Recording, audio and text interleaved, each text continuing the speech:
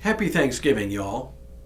Yes, today is Thanksgiving in America, a uniquely American holiday. It is a day filled with traditions, both personal and national. There's the Macy's Thanksgiving Day Parade. People will gather in kitchens across the country to cook turkey and dressing. Cornbread for me, please. There are football games to watch throughout the day. Go Cowboys, beat the Chiefs. And people will have Thanksgiving meals.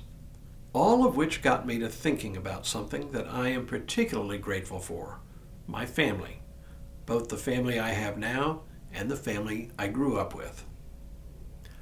Hello, I'm Stuart Baskin, pastor of First Presbyterian Church of Tyler, Texas, and this is your daily devotional for Thursday, November 27th, 2025. If your family is remotely normal, Thanksgiving Day can be fraught. As adults, children with their own children in tow reunite at grandmother's house, the different habits and traditions from the various households inevitably come into conflict. Cornbread dressing or white bread, mashed potatoes or sweet potato casserole, plain old everyday broccoli or green bean casserole. Okay, I guess you can see which one I prefer there. All of that and the little frictions left over from childhood, hurts and slights long forgotten but never that far from the surface, come quickly to the surface, creating a sometimes toxic stew that boils over at the wrong time. Most families don't fit a Norman Rockwell ideal, and that's where the rub lies. It's the gap between our expectations and the reality in which we live.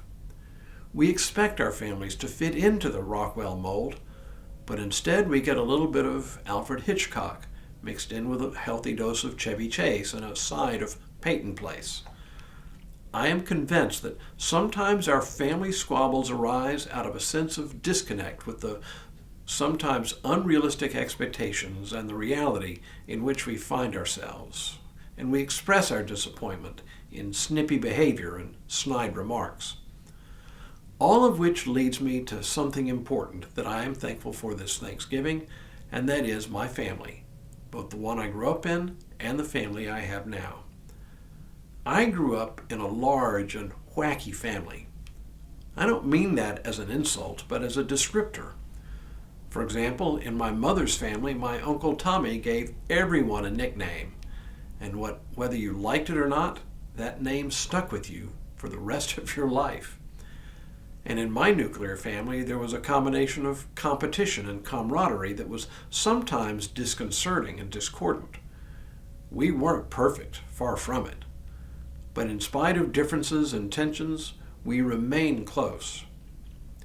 Then there's the family I have with my wife, Amy. It's a wonderful family group, though I can be a little overbearing and all of us can have our quirks and rough edges. But like most families, we have each other's backs. We were 4, and now with 2 sons-in-law and a new grandchild, we are 7 pretty strong personalities with definite opinions about things. I have no doubt that little Mary Stewart will follow in the family pattern of holding strong opinions herself. So you can be sure sparks will fly somewhere along the line, but they are the ones who love me without condition and support me come what may. So it seems appropriate this Thanksgiving Day, whether we gather together with our families or miss the family gatherings, it pays to be thankful for the wacky and wonderful people we call family. Now may God continue to bless you and keep you in all that you do this day and in all the days ahead.